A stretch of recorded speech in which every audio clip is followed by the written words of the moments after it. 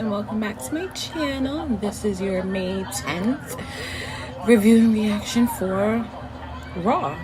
So welcome back if you are a subscriber, and if you are new, please hit that subscribe button. It means so much to me, and I will see you at the end of the show. The nerve of this show to start off with a 6-woman tag match with 6 girls, make that 5 because I love Shayna Baszler. 6 girls that I give 2 shits about. I mean, and there's Reginald. I mean, you can count him as a girl because he's definitely, let me shut up. Anyway, do they want me to not watch the show? Because if you're gonna put on things like this as your opening match, I may as well go eat dinner with my kid because I definitely don't want to see this shit. It is very interesting though to see Alexa Bliss out there. So I mean, that piqued my interest about maybe 2%. So, and that's not saying much, but it is very interesting to see her out there, and I think it's good to get her back in the women's. Whoa, Zoell. Just ignore that I said that, because I definitely don't want to see Alexa Bliss in the women's division. Well, she could be there as long as they don't like just throw the championship on her. But needless to say, it is very interesting to see her out there. And literally, as I was talking, Asuka pinned Shayna Baszler. Why is Shayna Baszler getting pinned all the time? Like, am I missing something? Like, did she upset somebody backstage? And of course, Charlotte has to have the last laugh, or maybe Alexa in this case. I'm so fucking sick of Charlotte. Jesus Christ. I don't care how much weight you lost. I don't care if you got a breast reduction. I don't care if you straightened your hair. You are still sucking the life out of the women's division every time you go on the screen. Like, I don't care who your father is. I fucking hate Charlotte Flair. Period. Okay, so hear me out. As we see more of like Matt Riddle and Randy Orton, the dynamic between the two is very interesting. And I also read that Randy wanted to work with Matt Riddle because he thinks he's talented, albeit an idiot, but he thinks he's talented. So it kind of makes it a little bit more interesting that Randy wanted to work with him. I mean, Matt Riddle is talented, don't get me wrong, but the way that he's booked on TV, he is just like a fucking idiot, and I could just see Vince's old ass in the office like, ha ha ha, that's funny. Yeah, but it's like, dude, come on.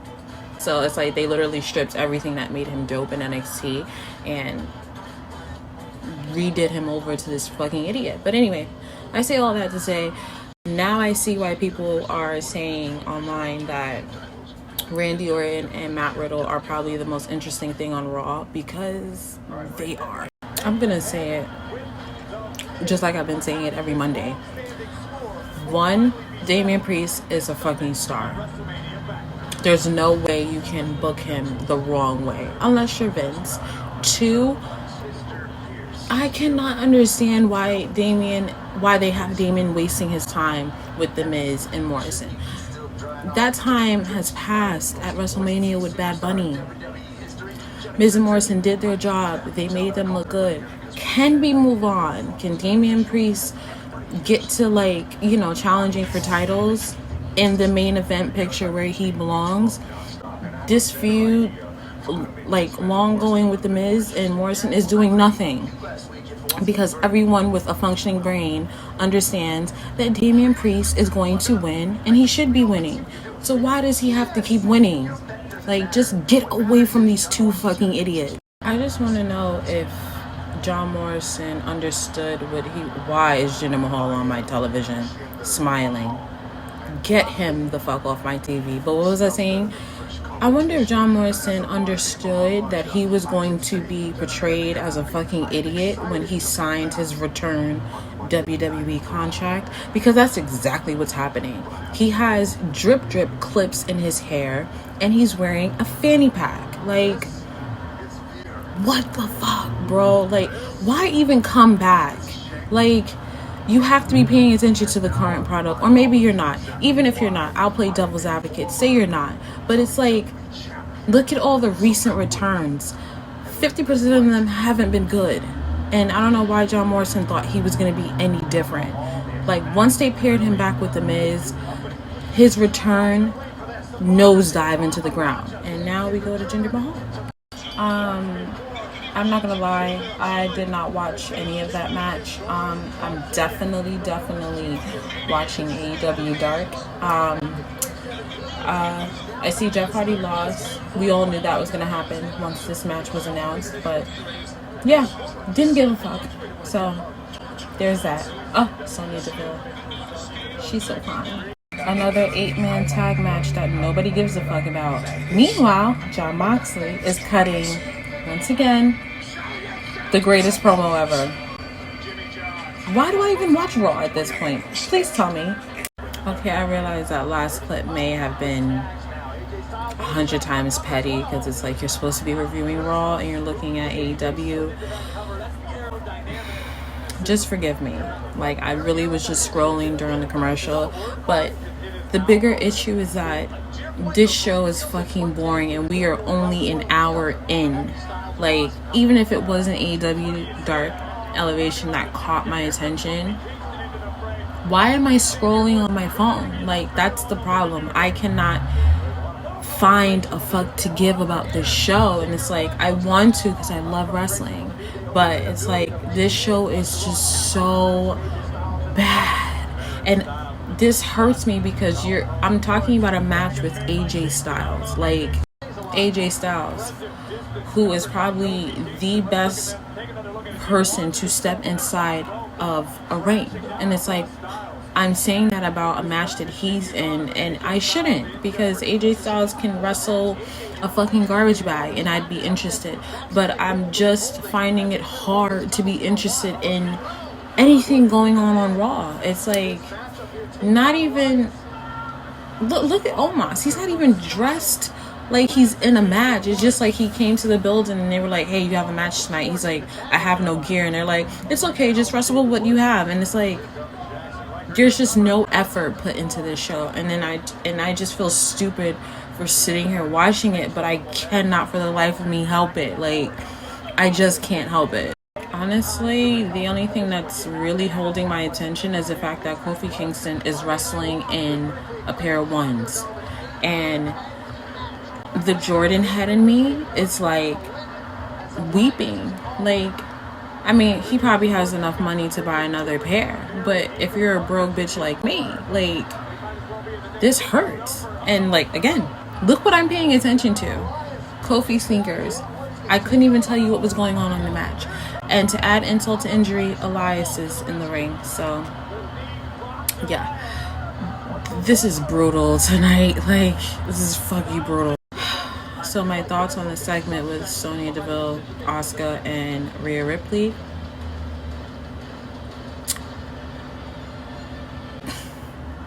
I can only laugh because it's like this whole Charlotte, like, basically using Sonya Deville. I mean, it's been done before. Anything with Charlotte is just fucking retarded at this point. I can't stand just... Anyway, I read that Rhea's been taking acting classes. It just sounds like she rehearsed her lines and then just went into the room and said them. I mean, essentially that's what you're doing, but it's like, she just still seems or feels or sounds so unnatural when she speaks. It's like, what happened to that authentic badass bitch, excuse my language, from NXT? It's like she's completely gone. And the fact that this is even still a triple threat match, it's just like, who is Charlotte blowing off in the office? Because I want to know. I mean, because if that's what happens, if that's what you need to do to get everything you want in life, sis, please hook me up for some lessons so I can find me a husband. Because at this point, like,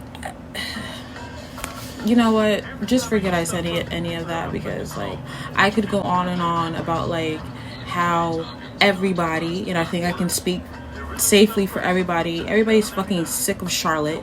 She has her fans, but real people, real bitches like myself, it's like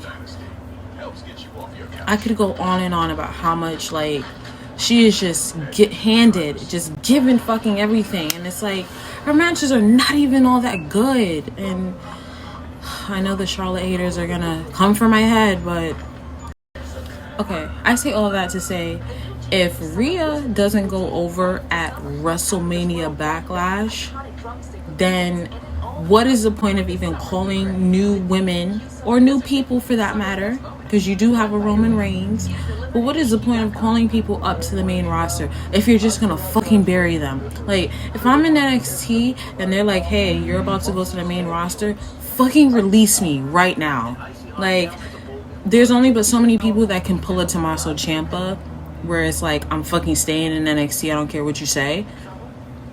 But if I'm a woman, I'm definitely not going to the main roster, because it's either you're going to get beat by Charlotte or put in a stupid ass tag team, i.e. Lana and Naomi, and you're not going to get pushed.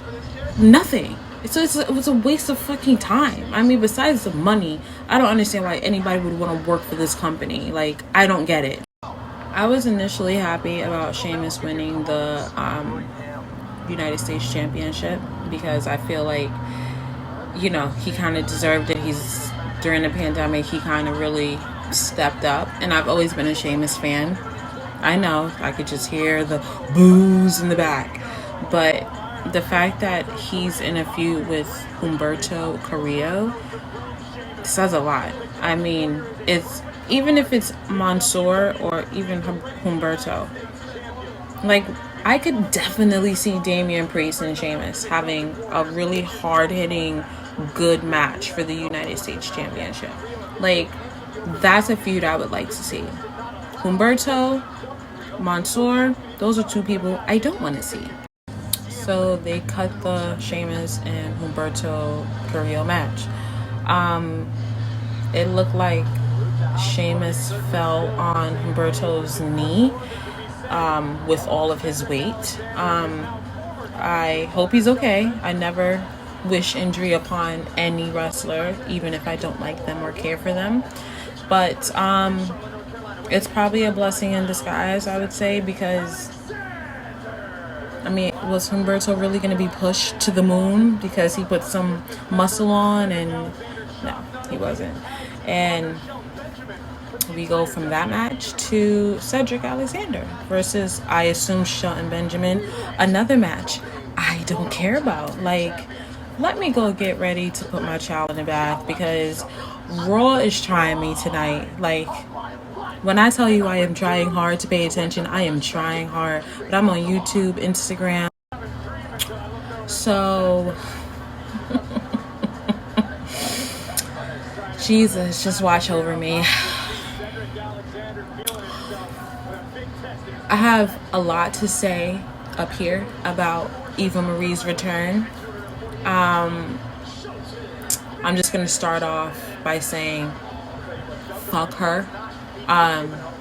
She's made some very anti-Black Lives Matter comments, her and her racist ass fucking husband, and I don't care if all her Eva Marie fans report me. I don't give a fuck, alright? I'm a black woman and I support black people and everybody. So when you make comments like that, you put a nasty taste in my mouth, and fuck you. Secondly, I know this is probably not even her fault, but the fact is that she was hired after... Sorry, I got a phone call. She was hired after women like Mickie James, Peyton Royce, Billie Kay. I mean, say what you want about the Iconics.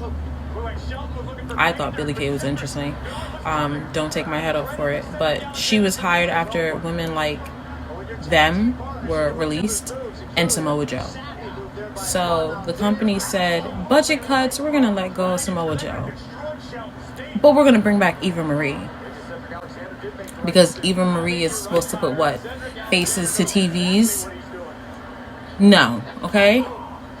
She sucked then. She's going to suck now. I don't care if her hair is a different color. I don't care if she's gained some muscles. She's supposedly in a new show. She probably still can't act. So am I excited? Fuck no. Am I gonna watch her? Fuck no. Do I support her? I never supported her.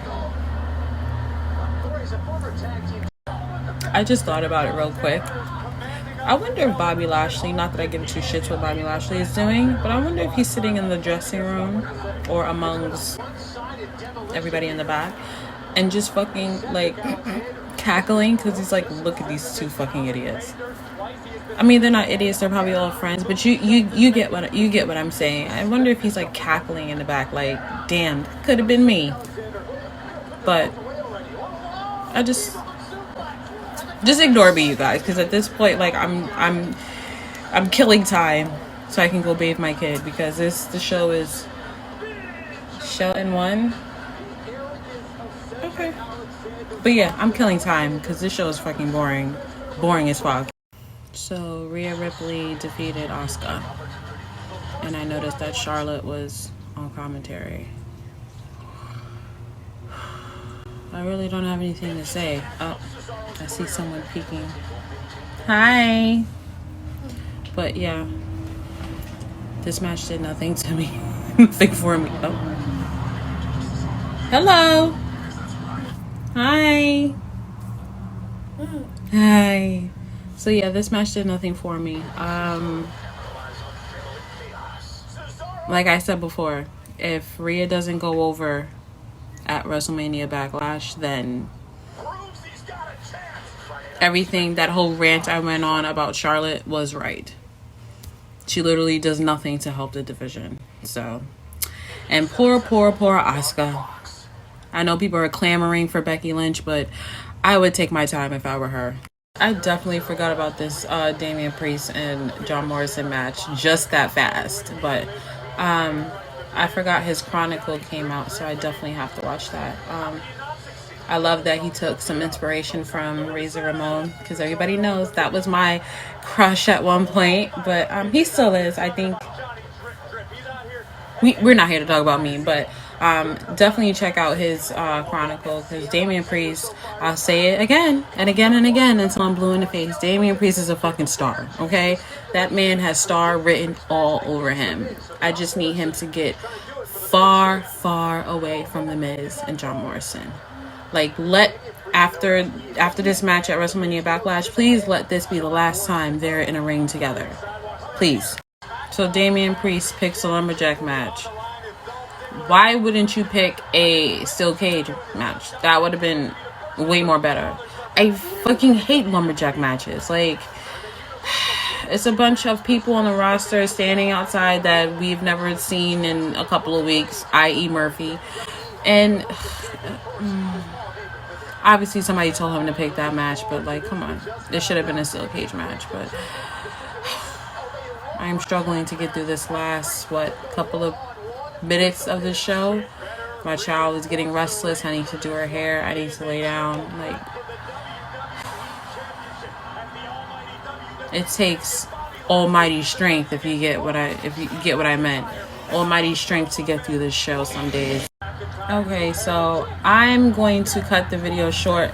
I'm really not even paying attention to Bobby Lashley and Drew McIntyre. So hi again. Whoever wins, don't really care. This little one, hi, peekaboo. She's getting a little bit restless. I'm kind of coughing is that I'm getting a little bit bored and trying hard to sit here and pay attention, excuse me. But anyway, if you liked my reaction and my review, please subscribe, like, and comment, and I will hopefully see you guys for Dynamite on Wednesday. So I appreciate you guys. Love you. Say bye. Say bye. She would normally say bye, but have a good night, you guys. Bye. Yeah, say bye. Yeah, that's you. Say bye. Night night. Night night.